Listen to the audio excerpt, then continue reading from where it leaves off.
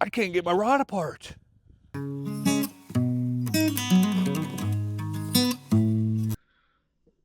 Today's going to be a quick one.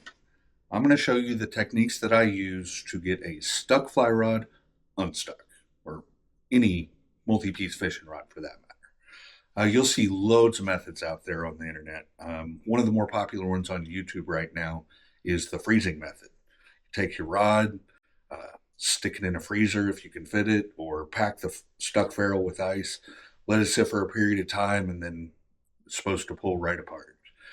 Very well may work. Looks like a huge pain in the butt to me, so I don't do it. Another popular one that I know works because I have done it is multi-person method, where you get one person on this side, get the other person on this side, and then both of you pull. Now, it does work, but it seems too high risk to me.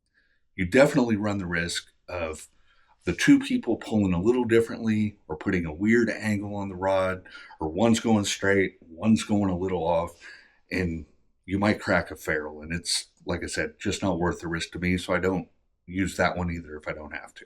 I use 3 different methods, and all of them can be used independently or in combination.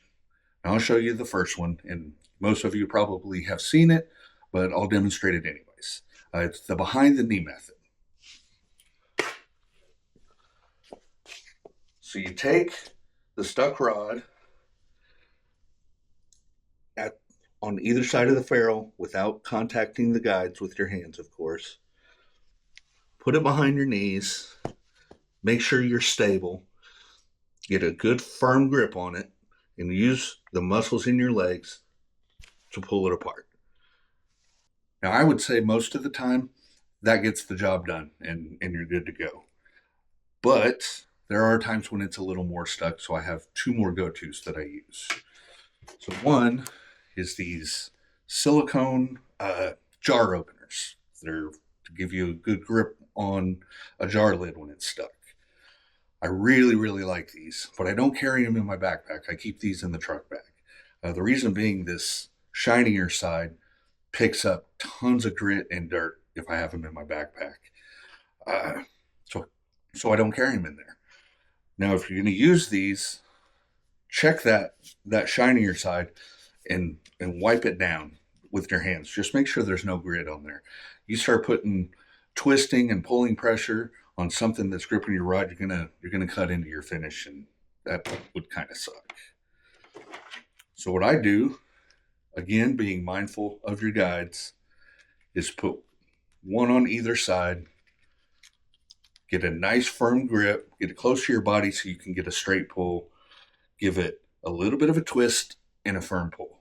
And I would say 9 times out of 10, this is enough. Sometimes getting all the way back to the truck is not the best option. Maybe you had to hike into somewhere through dense woods or whatever, and you needed to carry your rod in a rod tube to protect it. In that case, I carry these. I keep one in my backpack, and I keep another one in the truck bag. All it is, this happens to be an old fishing license. You can use an old gift card, piece of cardboard, a piece of plastic, anything you can wrap tape around. So I take 2-inch masking tape and wrap it around here. Now, when it's time to use it, just pull off, oh, it doesn't matter, foot or so. 2 of those strips.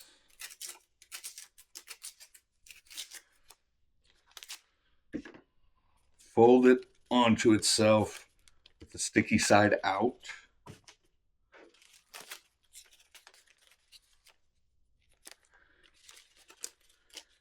And then you apply these to your rod, either side of that stuck ferrule. You don't have to be pretty with it. In fact, sloppy's probably a little bit better. Gives it a little more bulk.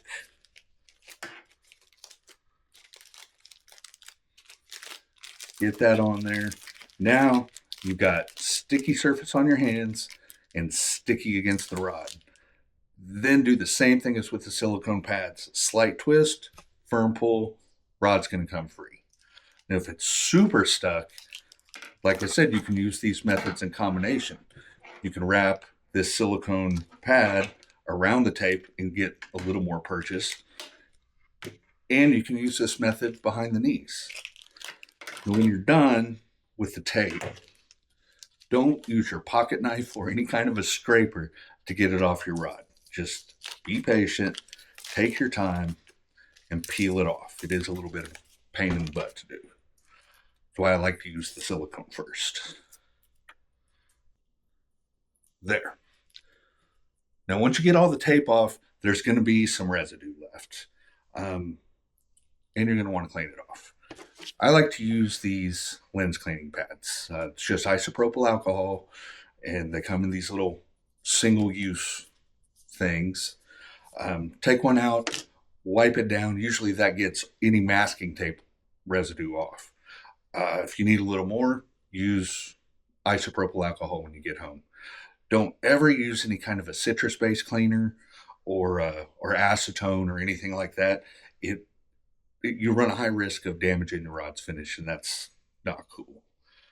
Now, any of you who've watched any of my kit videos know that I love Gorilla Tape. I use it for a ton of different stuff, and I pack it in every single kit. Do not use Gorilla Tape on your rod. It sucks. I've done it one time because I didn't have anything else, and it was horrible. That glue on there is so sticky, you're going to spend the better part of a day trying to get it off without scraping. It's miserable. So save the Gorilla Tape for repairs and emergencies, and leave it off your rod. I promise you, nothing good comes of it. Well, that's it for today. I hope that you never get a stuck rod when you're out fishing, but if you do, I hope that this video has given you some tools that you can use to safely get your rod apart without damaging it. Have a good day, and hope to see you on the water.